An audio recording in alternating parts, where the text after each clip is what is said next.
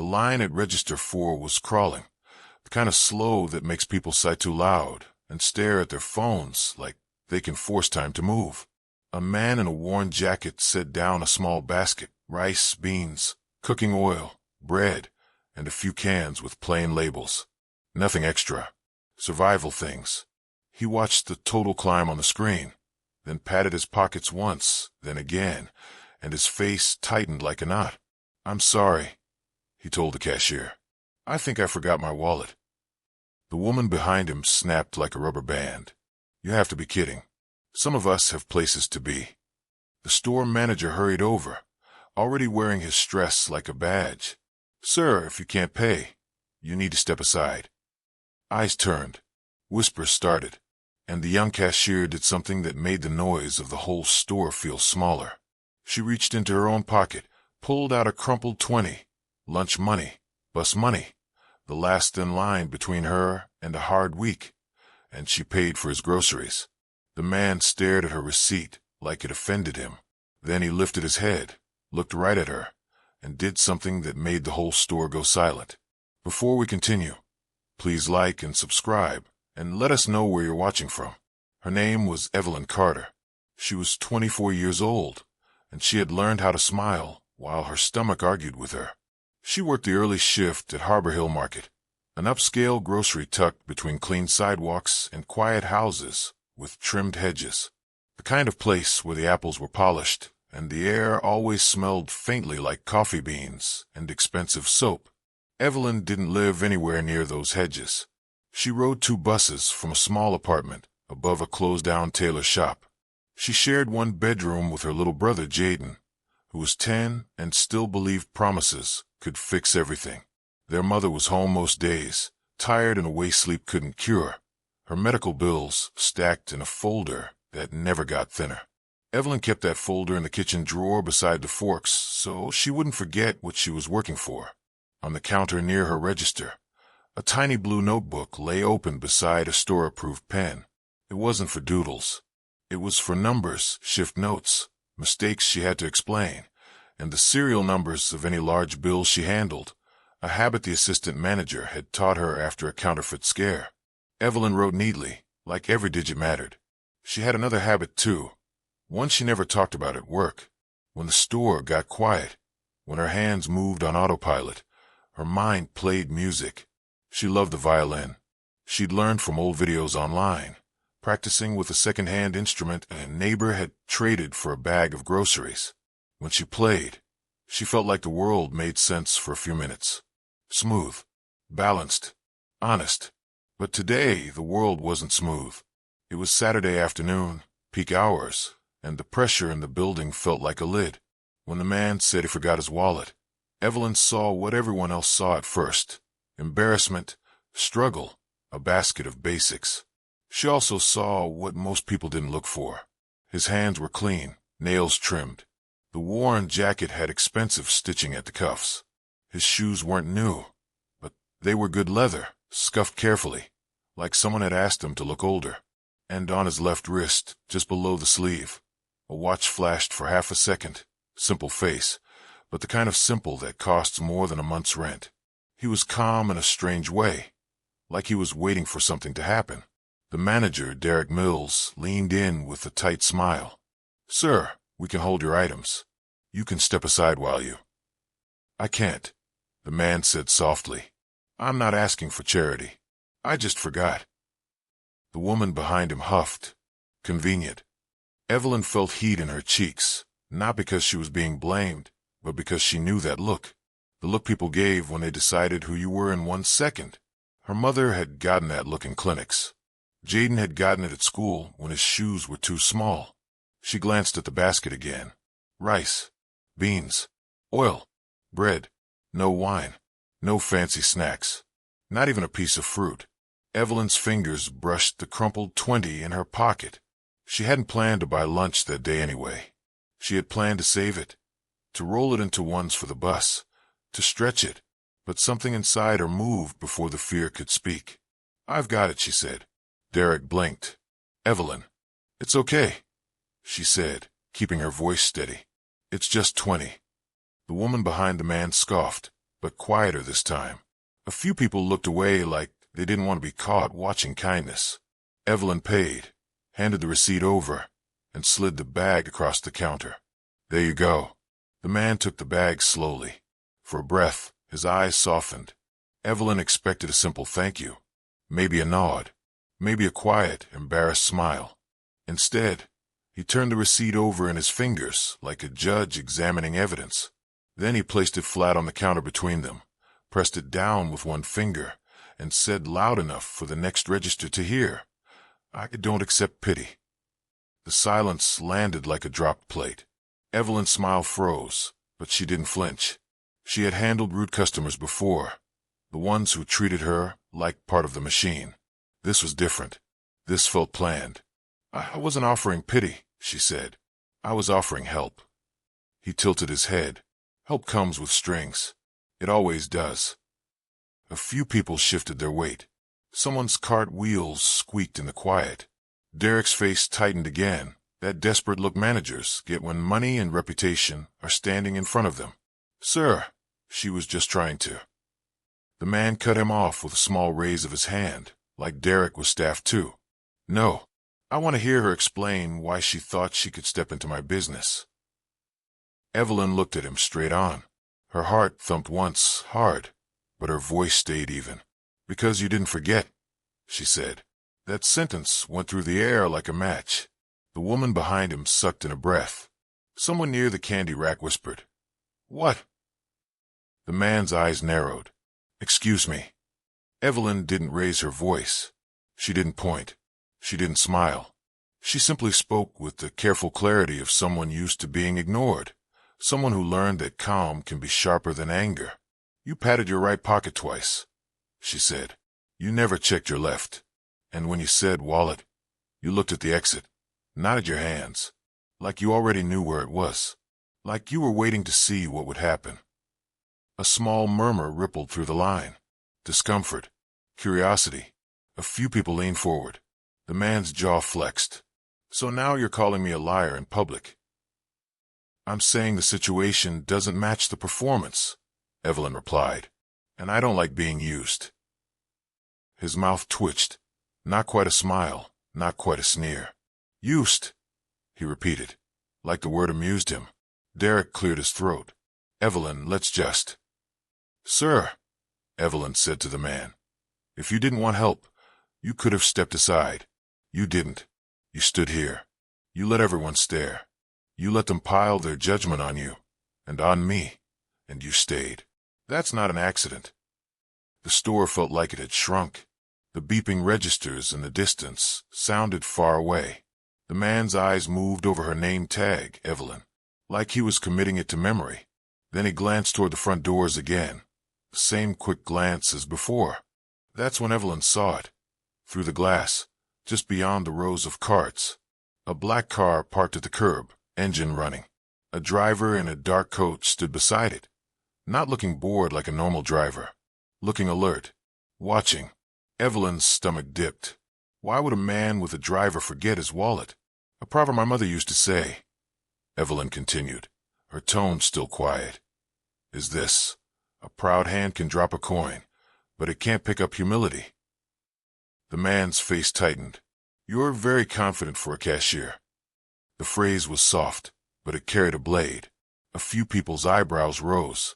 The woman behind him looked down at her cart handle, suddenly uncomfortable.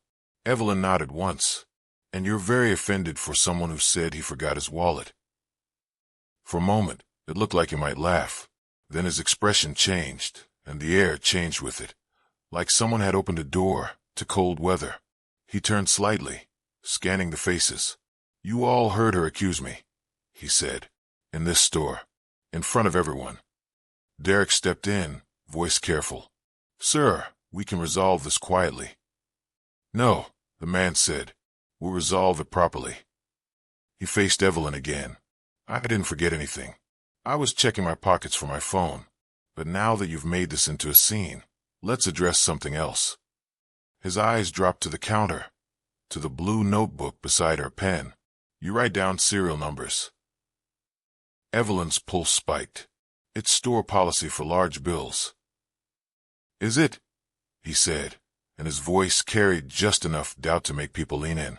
Or is it your way of collecting information? Are you tracking customers? Are you stealing?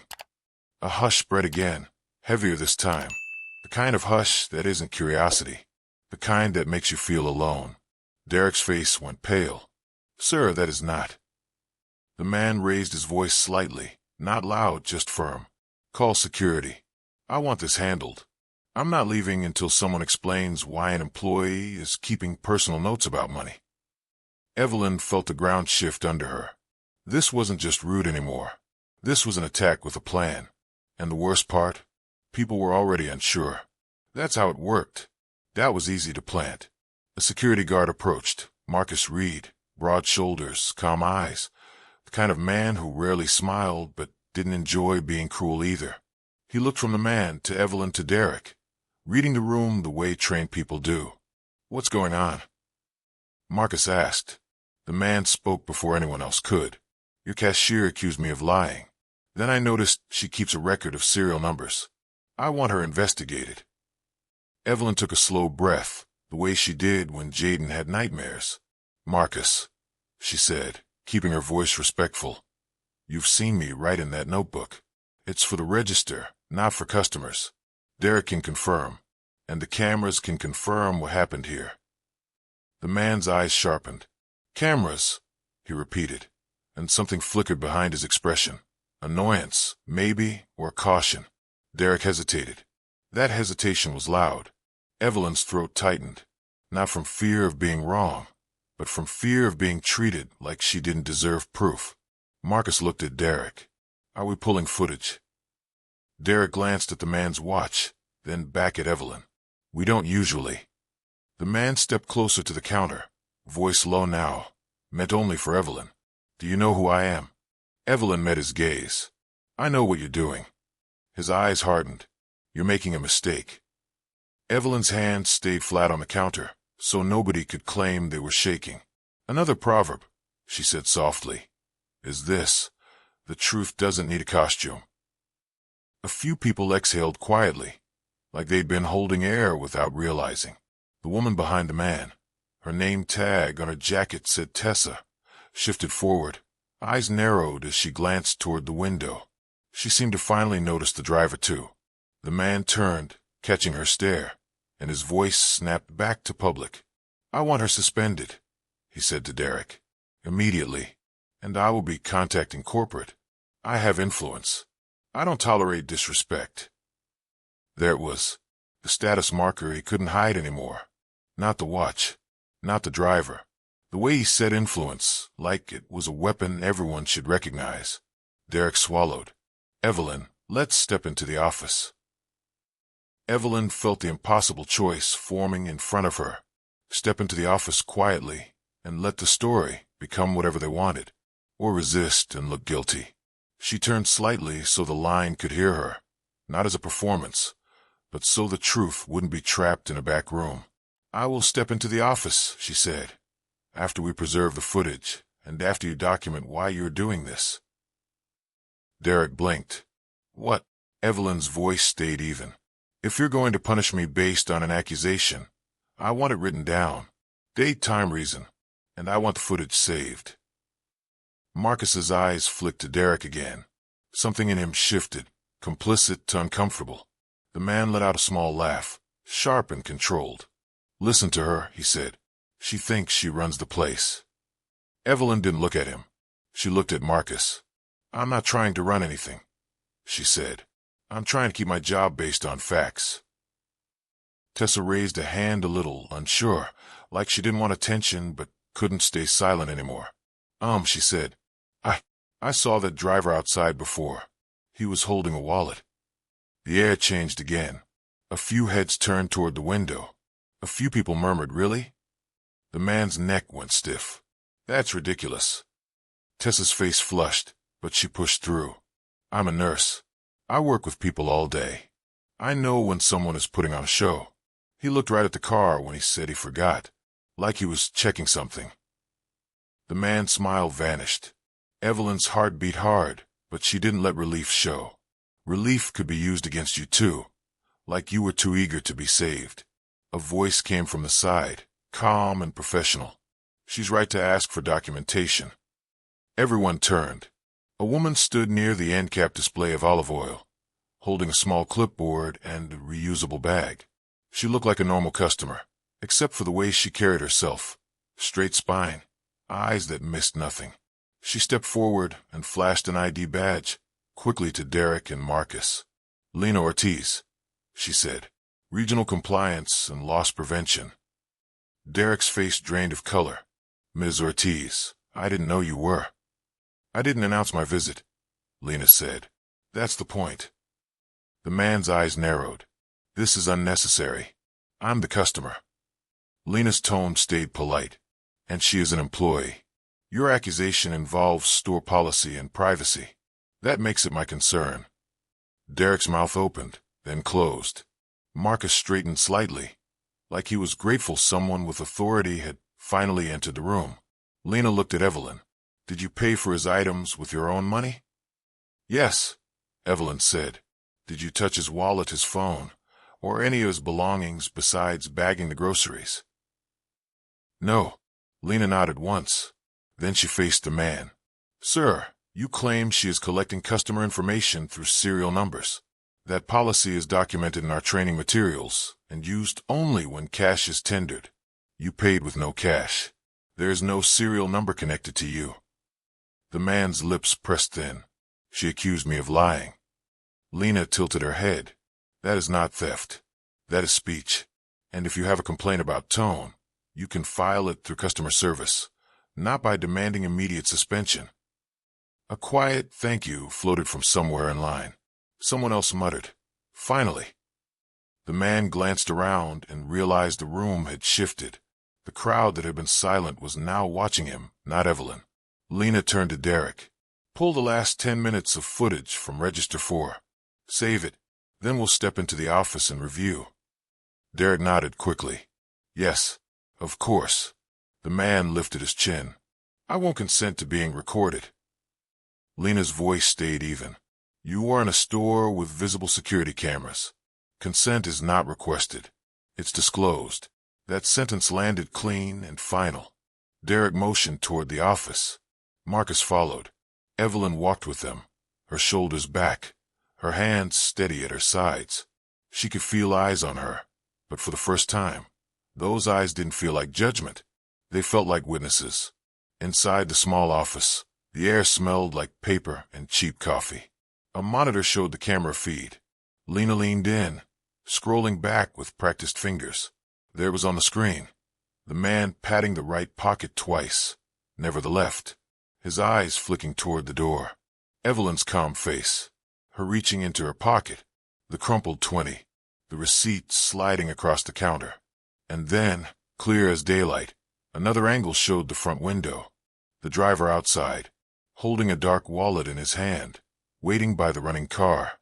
Derek's face twisted with embarrassment. Marcus exhaled through his nose, slow and controlled. Lena paused the video and looked at the man, who now stood in the office doorway with his jaw clenched. "Would you like to explain?" she asked. "Why your wallet was outside with your driver while you stood inside claiming you forgot it?" The man's eyes flicked, searching for a path out. "It's my assistant," he said, then corrected himself quickly. "My driver. He holds my things sometimes." "So you didn't forget," Evelyn said quietly, not triumphant, just honest. The man's gaze snapped to her. "You could have stayed in your lane," he hissed. Evelyn's voice stayed calm, but stronger now. "My lane is truth when someone tries to ruin my life for sport." Lena held up a hand gently, not to silence Evelyn, but to keep the moment controlled. "Sir," she said, "your behavior created a public disturbance and a false accusation. That's a serious issue." Derek swallowed. We should apologize to Evelyn." Marcus nodded once. "We should." The man looked between them, realizing the power he expected wasn't showing up. He leaned forward slightly, like he could still intimidate the room back into obedience. "Do you know what I can do to this company?" Lena didn't flinch. "I know what I can do with this footage." That was when the man's fragile ego finally cracked. Not with yelling, with a small, tight breath, like he'd been holding his own mask in place, and it just slipped. He straightened, smoothing his jacket like that gesture could smooth his reputation. "Fine," he said. "I staged it. I wanted to see what kind of people work here." Derek's face pinched. "Why?" The man looked at Evelyn, and for the first time his voice lost some of its sharpness. "Because people always want something," he said. "I wanted to prove it." Evelyn held his gaze. "And when I didn't want anything," she said, "you try to make me into a thief." Silence filled the office again. Not the dramatic kind, the uncomfortable kind, the kind that makes you see yourself. Lena spoke softly, but clearly. "A proverb my grandmother used to say," she added, "is this: the measure of a person is not what they can buy, but what they can admit." The man's eyes flickered, like the word admit tasted bitter. Lena turned to Derek. "Evelyn is not suspended. She will receive a written acknowledgement that she followed policy and acted with integrity. And I want a formal incident report filed against the customer for making a false accusation." Derek nodded too fast. "Yes, absolutely." Marcus looked at Evelyn. His voice was low. "I'm sorry," he said. "I should have pushed for footage sooner." Evelyn nodded. "Thank you for listening when it mattered." When they walked back out into the store, the line had shifted, but the people were still there, waiting like the ending of the moment mattered to them too. Tessa stood near her cart, eyes shining with regret. "I'm sorry," Tessa said to Evelyn, her voice small. "I was awful." Evelyn shook her head gently. "You were stressed," she said, "but thank you for speaking up." The man stepped out behind them, and now the room recognized him, not because someone shouted his name, but because his posture gave it away, and a few phones quietly lifted, not filming wildly, just recording history. He didn't like that. You could see it in the stiff set of his shoulders. Lena spoke to him one last time, professional and calm. "You will leave," she said, "and if you contact corporate to retaliate against an employee, this footage goes to our legal department." The man's eyes slid to Evelyn again. He looked like he wanted the last word, like he needed it, but the crowd had moved on from needing his voice. He walked out, past the carts, past the glass doors, past the driver with the wallet that had never been lost. And the silence he left behind wasn't respect. It was clarity. After the rush died down, Derek pulled Evelyn aside near the customer service desk. His voice was quiet, humbled. "I handled that wrong," he admitted. "I was scared. I saw the car, the watch, the way he talked, and I forgot my job is to protect my team too." Evelyn nodded. "Fear makes people forget," she said. Derek swallowed. "Lena's filing a report. And there's more." He glanced at the blue notebook by her register. "You're up for the employee education program. Corporate pays part of tuition for staff who want to study. I never mentioned it because, honestly, I didn't think anyone would stick with it." Evelyn's throat tightened. "I would stick with it," she said. "I've been sticking with everything." Derek nodded, eyes serious. "Lena saw your file, your attendance, your performance. She asked about you." Evelyn felt something warm rise in her chest, something she hadn't felt in a long time, without guilt attached. Hope. That night, after her shift, Evelyn rode the bus home, holding a paper packet Derek had printed. Tuition assistance details, an application, and a letter of recommendation with his signature. Jaden met her at the door wearing socks with holes, and a grin like the world was still kind. "Did you eat?" he asked. Evelyn laughed softly. "Not yet." She opened her pocket and found something folded, another 20, not crumpled. New. She hadn't noticed when it was slipped to her. There was no note, no name, just the quiet return of what she'd given, sent by someone who understood that dignity shouldn't cost you dinner. Evelyn sat at the small table, spread the papers out, and stared at them until her eyes blurred. Then she picked up her violin, lifted it carefully like it was something sacred, and played a few slow notes into the apartment's thin air. The sound wasn't perfect. Her strings were old. Her bow was worn. But the music was real, and real was enough. Because the lesson wasn't that a wealthy man got exposed in a grocery store. The lesson was that character speaks, even when you whisper. The lesson was that dignity doesn't beg for permission. The lesson was this: when someone tries to make you small, you don't have to get loud. You just have to stay true. A final proverb Evelyn wrote in her blue notebook that night was simple: a calm heart is a strong shield. If this moment reminded you that kindness is powerful and truth is louder than status, drop a comment and tell us where you're watching from. And don't forget to like and subscribe for more stories that stay with you.